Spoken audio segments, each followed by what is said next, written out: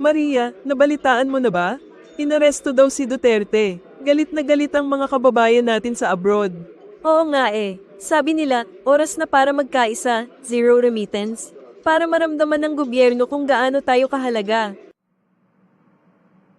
The purpose ng zero remittance, ito ay panawagan ng ilang OFW para ipakita ang kanilang pagkadismaya sa pamahalaan, partikular sa pag-aresto ng dating Pangulong Duterte.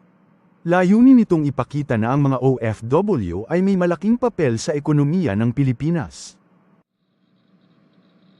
Sir, bumaba ng 70% ang remittances ngayong buwan. Hindi ito biro. Apektado ang palitan ng piso at ang presyo ng mga bilihin.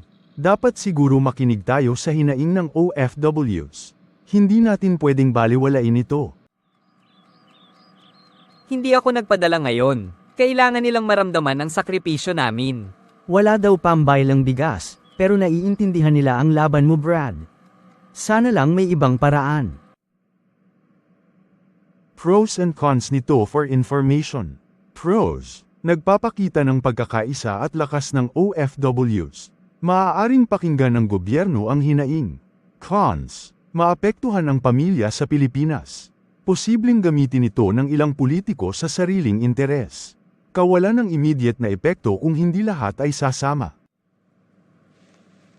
Kung hindi tayo kikilos ngayon, kailan pa? Oo, pero ang tanong, maimplementa ba ito? Kailangan dito ay national level coordination, commitment, at mahabang pasensya. Kadalasan, napuputol sa emosyon.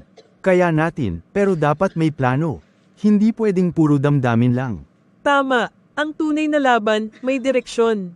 Hindi lang para sa nakaraan, kundi para sa kinabukasan.